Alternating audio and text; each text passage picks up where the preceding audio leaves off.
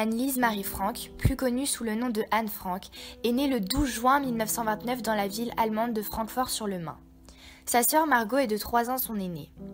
L'Allemagne est alors en crise, il y a peu de travail et beaucoup de pauvreté. Adolf Hitler et son parti nazi ont de plus en plus d'adeptes et nourrissent une haine féroce envers les Juifs et les tiennent pour responsables de tous les problèmes qu'encontre le pays. Cette haine envers les Juifs et le climat économique peu favorable poussent Otto et Edith Frank à déménager aux Pays-Bas, à Amsterdam. Anne s'adapte rapidement à sa vie aux Pays-Bas. Elle apprend la langue, se fait des amis et fréquente une école néerlandaise près de chez elle. Le 1er septembre 1939, Anne est alors âgée de 10 ans lorsque la guerre éclate. L'Allemagne nazie attaque la Pologne. Peu de temps après, le 10 mai 1940, les nazis envahissent également les Pays-Bas. L'armée néerlandaise se rendra 5 jours plus tard. D'une façon lente mais efficace, les envahisseurs commencent à rendre la vie des Juifs de plus en plus difficile. Ainsi n'ont-ils plus accès au parc public, au cinéma ni au commerce. Anne est de plus en plus limitée dans ses mouvements. Son père perd son commerce à cause d'une loi interdisant aux Juifs d'avoir leur propre entreprise. Tous les Juifs, y compris Anne, doivent dès lors fréquenter une école leur étant exclusivement réservée.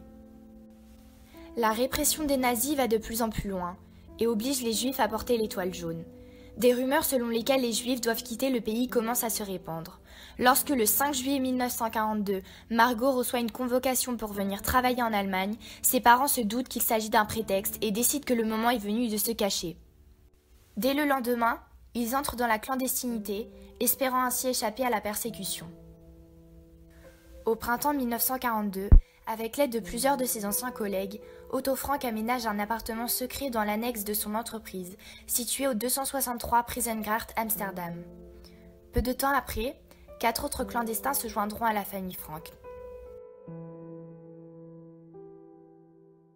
C'est à ce moment précis, en juin 1942, que Anne Frank commencera à rédiger les premières pages de son journal, qu'elle emportera avec elle dans l'annexe.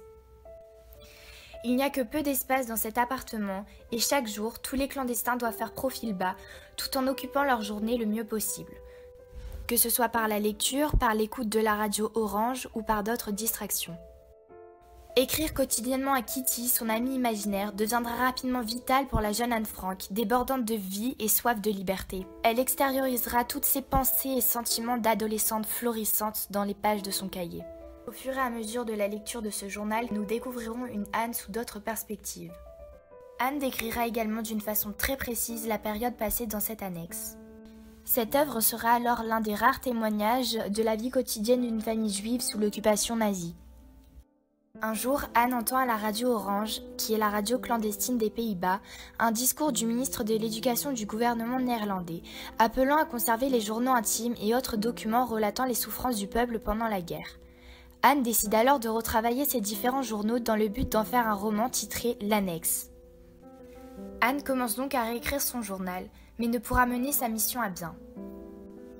Le 4 août 1944, entre 10h et 10h30, l'annexe est découverte par les services de sécurité de la police allemande. La famille Frank et les autres clandestins sont arrêtés. Jusqu'à aujourd'hui, le motif de cette descente de police reste encore inconnu. Les manuscrits d'Anne furent conservés malgré l'opération policière. 2 autres protecteurs parviennent à sauver les papiers avant que l'annexe ne soit vidée sous ordre nazi. Les clandestins de l'annexe sont d'abord envoyés vers la maison de détention d'Amsterdam, puis vers le camp de transit de Westerbork, pour finir déportés vers le camp d'extermination Auschwitz-Birkenau en Pologne. Alors arrivés à Auschwitz, les hommes et femmes sont séparés. Anne, sa sœur et leur mère se voient internés dans le camp des femmes, tandis qu'Otto est emprisonné dans le camp des hommes. Au début de novembre 1944, Anne et sa sœur sont transportées vers le camp de Bergen-Belsen en Allemagne. Leurs parents restent à Auschwitz. Dans le camp de Bergen-Belsen, les conditions sont dramatiques. Il n'y a presque pas de nourriture, il fait froid, et tout comme sa sœur, Anne est atteinte du typhus. Au mois de février 1945, Margot puis Anne décèdent des suites de cette maladie. Otto Frank est le seul survivant de tous les clandestins réfugiés dans l'annexe. Il retourne aux Pays-Bas après la libération du camp d'Auschwitz par les troupes russes. Lors de son long voyage de retour, il apprendra la mort de sa femme Edith.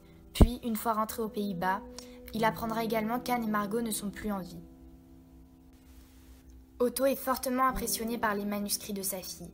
Il y lit qu'Anne rêvait d'être romancière ou journaliste et décide de publier le journal. Le 25 juin 1947, paraît le journal d'Anne Frank avec un tirage de 3000 exemplaires. Mais l'histoire ne s'arrête pas là. Anne rêvait de devenir célèbre. Ce livre sera traduit en plus de 70 langues et suivi par une pièce de théâtre et d'un film. Les gens du monde entier font la connaissance de l'histoire d'Anne Frank. En 1960, l'annexe deviendra la maison d'Anne Frank. Jusqu'à sa mort en 1980, Otto restera très impliqué dans la fondation Anne Frank et le musée. Il espère que grâce au journal, les lecteurs prendront conscience des dangers de la discrimination, du racisme et de l'antisémitisme. Le journal d'Anne Frank a fait de cette jeune fille l'une des victimes emblématiques de la Shoah.